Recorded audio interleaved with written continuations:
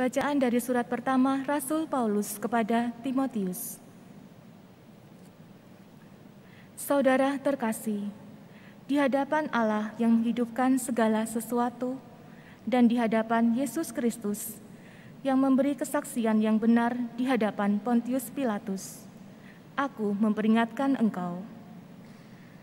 Taatilah perintah ini tanpa cacat dan tanpa celah, hingga pada saat Tuhan kita, Yesus Kristus, menyatakan dirinya. Saat itu akan ditentukan oleh penguasa satu-satunya yang penuh bahagia, Raja di atas segala raja dan Tuan di atas segala tuan. Dialah satu-satunya yang tidak takluk kepada kematian dan bersemayam dalam cahaya yang tak terhampiri. Tak seorang pun pernah melihat Dia, dan tak seorang manusia pun dapat melihat Dia. Bagi Dialah hormat dan kuasa yang kekal. Amin. Demikianlah sabda Tuhan. Syukur kepada Allah. Datanglah menghadap Tuhan dengan sorak-sorai. Datanglah menghadap Tuhan dengan sorak-sorai. Beribadatlah kepada Tuhan dengan sukacita. Datanglah ke hadapannya dengan sorak-sorai. Datanglah menghadap Tuhan dengan sorak-sorai. Ketahuilah bahwa Tuhanlah Allah. Dialah yang menjadikan kita dan punya Dialah kita. Kita ini umat-Nya dan kawanan domba gembalaannya. Datanglah menghadap Tuhan dengan sorak-sorai. Masuklah melalui pintu gerbang-Nya dengan nyanyian syukur. Masuklah ke pelataran-Nya dengan puji-pujian. Bersyukurlah kepadanya dan pujilah namanya. Datanglah menghadap Tuhan dengan sorak-sorai. Sebab Tuhan itu baik, kasih setianya untuk selama-lamanya, dan kesetiaannya tetap turun-temurun. Datanglah menghadap Tuhan dengan sorak-sorai. Haleluya, haleluya, haleluya. Haleluya, haleluya, haleluya. Berbahagialah orang yang menyimpan sabda Allah dalam hati yang baik dan tulus ikhlas, dan menghasilkan buah dalam ketekunan.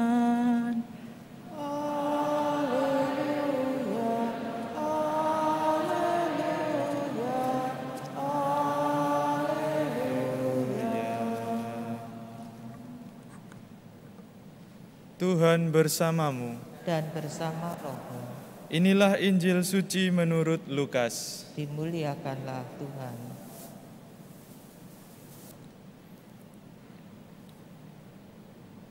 Banyak orang datang berbondong-bondong dari kota-kota sekitar kepada Yesus. Maka Yesus berkata dalam suatu perumpamaan, "Adalah seorang penabur keluar menaburkan benih. Waktu ia menabur, sebagian benih itu jatuh di pinggir jalan, lalu diinjak-injak orang dan dimakan burung-burung di udara sampai habis. Sebagian jatuh di tanah yang berbatu-batu dan tumbuh sebentar, lalu layu karena tidak mendapat air. Sebagian lagi jatuh di tengah semak duri, sehingga terhimpit sampai mati oleh semak-semak yang tumbuh bersama-sama.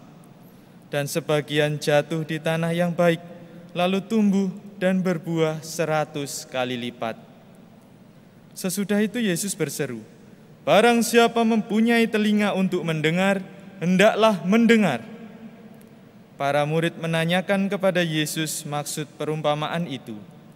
Yesus menjawab, "Kalian diberi kurnia mengetahui rahasia kerajaan Allah, tetapi hal itu diwartakan kepada orang lain dalam perumpamaan, supaya sekalipun memandang, mereka tidak melihat, dan sekalipun mendengar, mereka tidak mendengar." Inilah arti perumpamaan itu. Benih itu ialah sabda Allah. Yang jatuh di pinggir jalan ialah orang yang telah mendengarnya. Kemudian datanglah iblis, lalu mengambil sabda itu dari dalam hati mereka, supaya mereka jangan percaya dan diselamatkan. Yang jatuh di tanah yang berbatu-batu ialah orang yang telah mendengar sabda itu, menerimanya dengan gembira, tetapi mereka tidak berakar.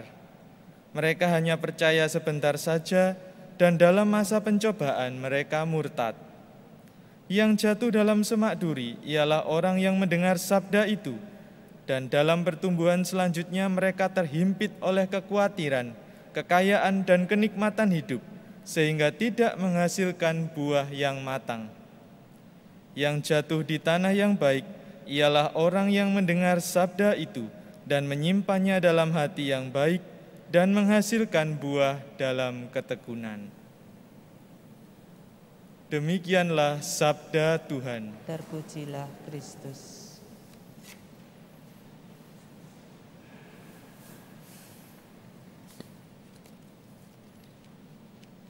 Saudara-saudari yang terkasih di dalam Kristus, sadar atau tidak, hati kita bekerja seperti tanah. Ketika ditanami sesuatu, hati kita akan membuahkan hasil sesuai dengan kondisi hati itu. Jika hati kita ingin berbahagia, maka yang bertumbuh adalah kebahagiaan. Dan jika hati kita mengalami kesedihan dan pikiran-pikiran negatif, tentu yang bertumbuh adalah kesedihan dan pikiran negatif. Hari ini kita mendengar perumpamaan Yesus tentang benih. Dan tidak hanya itu, Yesus juga memberikan penjelasannya. Yesus menyebut ada 4 jenis tanah. Tanah di pinggir jalan, tanah berbatu, tanah bersemak duri, dan yang terakhir adalah tanah yang baik. Mendengar penjelasan Yesus, tentu spontan kita akan memilih, aku ingin menjadikan diriku tanah yang baik. Kenyataannya, mari kita melihat diri kita kembali. Benarkah aku sudah meresapkan sabda Tuhan dengan sungguh-sungguh dan menjadi tanah yang baik itu? Atau hanya dengar sabda itu lewat telinga kiri, keluar telinga kanan? Benarkah hati kita tidak meminggirkan Allah? Atau menghimpit sabdanya dengan hati yang batu, bebal, atau menghimpitnya dengan hati berduri, yakni hati yang suka menyakiti orang lain dan suka memamerkan apa yang kita miliki. Sebenarnya permintaan Yesus sederhana sekali. Siapkanlah hatimu untuk mendengar dan menerima sabda Allah. Maka sebelum membaca kitab suci tentu kita perlu berdoa. Sebelum merayakan Ekaristi kita juga perlu menyiapkan hati. Sebelum masuk kerajaan Allah, maka kita perlu berbuat kebaikan sebanyak mungkin yang kita bisa. Inilah tandanya bahwa kita telah menjadi tanah yang baik. Dan tanah memang sering diinjak-injak. Ya sama dalam kehidupan ini, kita juga mengalami banyak peristiwa diinjak-injak. Hati kita mungkin tersakiti. Tetapi tanah tentu perlu digembur, perlu dibajak agar tidak keras dan agar subur. Maka akrab dengan sabda Tuhan setiap hari adalah kunci menyuburkan tanah itu, menyuburkan hati sebagai murid Tuhan Yesus. Maka mari kita mohon rahmat Tuhan untuk selalu menyuburkan hati, menyuburkan tanah kita agar menjadi tempat yang indah bagi tumbuh berkembangnya sabda Allah. Berkat Allah menyertai kita sekalian.